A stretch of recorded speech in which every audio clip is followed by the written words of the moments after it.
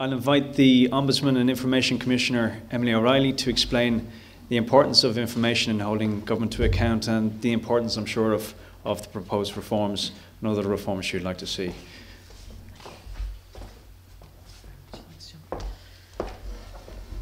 Chair, Minister, ladies and gentlemen, thank you very much for the invitation to speak at this evening's event.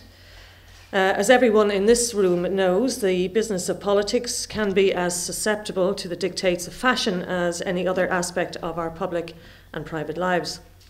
At the peak of the boom years, when the political and business culture supported a buccaneering, lightly regulated, wealth-creating landscape, those voices that sought greater scrutiny of what lay beneath were very smartly sidelined.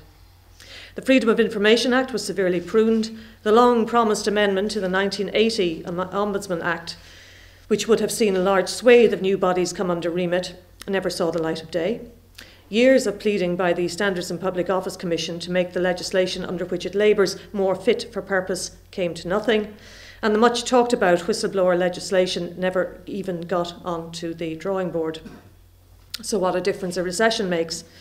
The failure properly to regulate, the failure to make a great number of our public bodies accountable, the cultural and legal disincentives to blowing the whistle are all now seen to have contributed to our economic collapse. This link between low levels of transparency and the economy is at last being recognised. Just this week, the Security and Exchange Commission of the United States approved a programme of awards for whistleblowers, a financial incentive to workers to report wrongdoing in their own companies.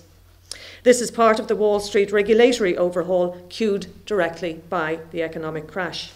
So this is not about motherhood and apple pie, but rather the recognition that transparency, accountability, and above all ethical behaviour brings benefits that can be traded as hard cash. I therefore very much welcome this government's commitment in its programme for government, as called from the two parties' separate election manifestos, to legislate for the Ombudsman Amendment Act, not just to reverse the amendments to the FOI Act, but to make it even more far-reaching than the original Act, and to introduce whistleblower legislation, although I leave it to John to speak on that particular element. I also want to say that I really do appreciate the huge challenges that this government faces, and particularly Minister Howlin here this evening as he sets to work in a new department, and I wish him nothing but the very best with the challenges he and his department will face. The first time the Ombudsman Amendment Act was proposed by government was in the 1994 programme for government, 17 years ago. When I came into office 8 years ago in 2003, it had still not been enacted. But every 6 months, as regular as clockwork, my office was told that it would be through in the next session, then the next one, then the one after that. It did eventually get to second stage in the Dáil, but fell with the fall of the last government. And here this evening, I am very pleased to hear the Minister's commitments in that regard. My office has undergone a huge programme of change in our structures and procedures in the last year in order to make it more efficient and to allow us to deal with the new bodies that hopefully will come under remit, and we are ready to go. So why does this matter? It matters obviously to the people who may have been badly treated and who may currently have no way of accessing an independent investigation of their claims. But it also matters in the whistleblowing context, in that while criminal or fraudulent acts are rarely if ever uncovered by an ombudsman, poor, unfair or even illegal administrative practices can be rooted out through my office's investigations. FÁS is one of the bodies due to come under remit, for example, and we are all aware of the controversies that engulfed that particular organisation over the last number of years. I'm making no claim for what the Ombudsman might have been able to do in relation to some of those controversies, but I believe that had it been open to forensic scrutiny by an agency such as my own, not all of those controversies may have taken place. Other important public bodies intended to come under remit include the third level sector, the Dublin Docklands Development Authority, Court Service, the Labour Court, the Pensions Board, the National Treatment Purchase Fund, the State Examination Commission, the Central Fisheries Board and the Arts Council. But I was asked specifically to speak about FOI at this evening's event. And to begin, I want to use not my own words, but those of the Labour leader and now Taoiseach Eamon Gilmore, when he spoke very eloquently at the FOI 10th Anniversary Conference in May 2008. I also want to acknowledge that it was former Labour Junior Minister Eithne Fitzgerald who championed the Act and steered it through the Oireachtas. The title of Mr Gilmore's speech was "FOI is needed to keep government open, honest and accountable." Among the points he made were the following. The Amendment Act of 2003 did fundamental damage to the way in which the FOI regime ought to operate. It was a piece of legislation which I believe was conceived and enacted in order to spancel the workings of the 1997 Act. The commitment to official secrecy still always seems to trump the commitment to FOI. Freedom of information laws are, he said, I believe, a vital part in making some attempt to ensure the accountability of ministers, their officials and public bodies. I am convinced that the only effective and efficient government is one that is open, honest and answerable, he concluded. I am not, however, a Pollyanna, and I know the pressures that come to bear on even the most reform-minded of politicians once in office.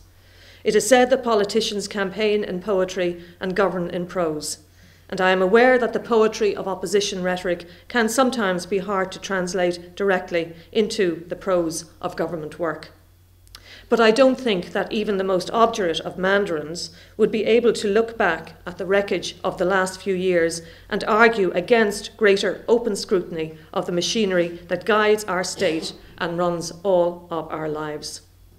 Again, I do appreciate the grey areas of life in the FOI and whistleblowing lanes.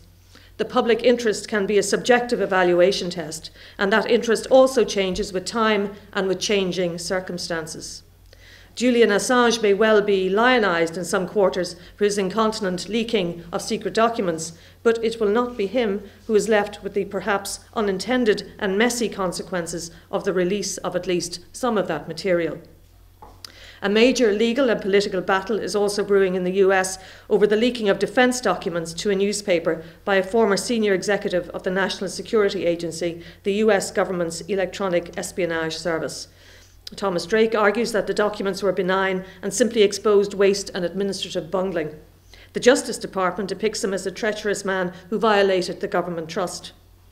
Whatever the truth is, it places President Barack Obama in a difficult space, having to balance his long-time championing of transparency with the febrile demands of protecting national security at all costs. At the core of all of this, in this country as much as in the US, is the issue of public trust. Pre the Ombudsman, pre the FOI Act, it was the government and the civil service who effectively and exclusively determined what was in our best interests. The establishment of those two offices, as well as other oversight bodies, ceded an amount of control to independent outside agents. As Information Commissioner, I, along with my staff, take that responsibility and trust very seriously indeed. As I said to one former politician who railed to me privately recently about FOI, I do not wake up every morning wondering how I can mess with the heads of the government. I have repeatedly said that the FOI Act is not there to do harm, and if there are genuine concerns about any of its provisions, they should be scrutinised and amended if necessary. I genuinely hope that with these and other reforms promised by this new government, including the welcome creation of a new Investigations, Oversight and Petitions Committee, that we will be entering into a new era of enlightened openness, of increased public trust between the governors and the governed, and an appreciation that if we're all in this economic mess together, the least the citizen can expect is that we're kept well and fully briefed on everything that affects our lives as we make our way through it. Thank you for your attention.